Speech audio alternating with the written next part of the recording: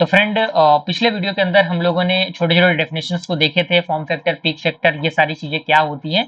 अब उसी से रिलेटेड एक न्यूमेरिकल क्वेश्चन हम डिस्कस कर लेते हैं और ये एक ही न्यूमेरिकल क्वेश्चन आज हम डिस्कस करेंगे और वो चीजें आगे की चीजें आपके लिए रहेंगी कि आप इससे रिलेटेड दो तीन न्यूमेरिकल क्वेश्चन को प्रैक्टिस कर लेंगे तो आपके लिए बेहतर रहेगा, आसान रहेगा और चीजों को इंप्लीमेंट करना आपके लिए बेहतर हो जाएगा।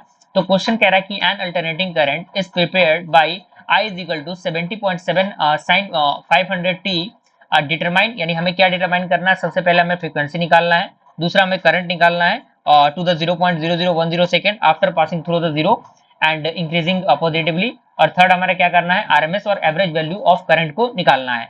तो सबसे पहले किसी भी न्यूमेरिकल क्वेश्चन को सॉल्व करने का तरीका ये होता है कि जो भी क्वेश्चन में दिया हुआ है सबसे पहला हमारा प्रायोरिटी बनता है कि हम उस चीज को लिख लें। तो सबसे पहले हम आई लिखेंगे, आई का कितना दिया हुआ है 70.7 साइन 500t।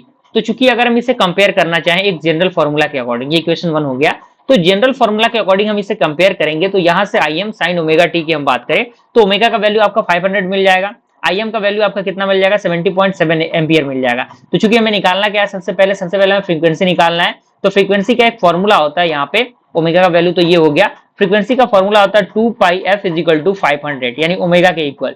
तो फ्रीक्वेंसी क्या निकलेगा आपका 500 अपॉन 2 पाई। तो यहां से हम इसको सिंप्लीफाई करेंगे तो चूंकि हमें फ्रीक्वेंसी निकालना है तो आपको पता है कि फ्रीक्वेंसी का यूनिट क्या होता है, हर्ट्ज होता है। तो यहां से उसका जो फॉर्मेशन है आपके सामने 79.58 हर्ट्ज आ जाएगा। ओके, अब दूसरा हमें क्या करना है, यहाँ पे जो कह सकते हैं कि टाइम, ये टाइम ड्यूरेशन दिया हुआ है, इसके अकॉर्डिंग हमें करंट फाइंड आउट करना है। तो चूंकि यहाँ पे टाइम ड्यूरेशन दिया हुआ है तो ये आपका फॉर्मूला है, यहाँ पे देखिए ये फॉर्मूला है, ये जो आपका है टी फॉर्मूला है, तो टी हम डायरेक्टली यहाँ पे क्या कर देंगे, मल्टीप्लाई कर देंगे।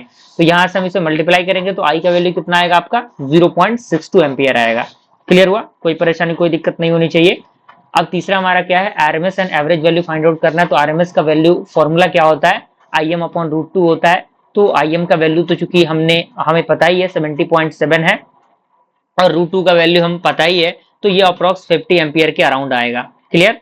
अब यहाँ पे हमारा आई है, क्योंकि हमें एवरेज भी निकालना है तो एवरेज का फॉर्मूला 6.37 आई एम होता है। तो चूंकि आई एम निकल चुका है, अब यहाँ से हमें, चूंकि आई एम दिया हुआ है, सॉरी आई एम तो ऑलरेडी दिया हुआ है, तो यहाँ से हम चीजों को इम्प्लीमेंट करके बस हम मल्टीप्लाई करेंगे, हमारा जो आंसर हमें मिल जाएगा। तो इस तरीके क्वेश्चन को आपको प्रैक्टिस करना है, जितना ज्यादा आप प्रैक्टिस करेंगे उतना ज्यादा बेहतर रहेगा आपके लिए और बेहतर तरीके से चीजों को आप एक्सप्लोर करेंगे। और वीडियो पसंद है लाइक जरूर कीजिएगा फ्रेंड्स, मिलते हैं अगले वीडियो में, तब तक के लिए थैंक यू।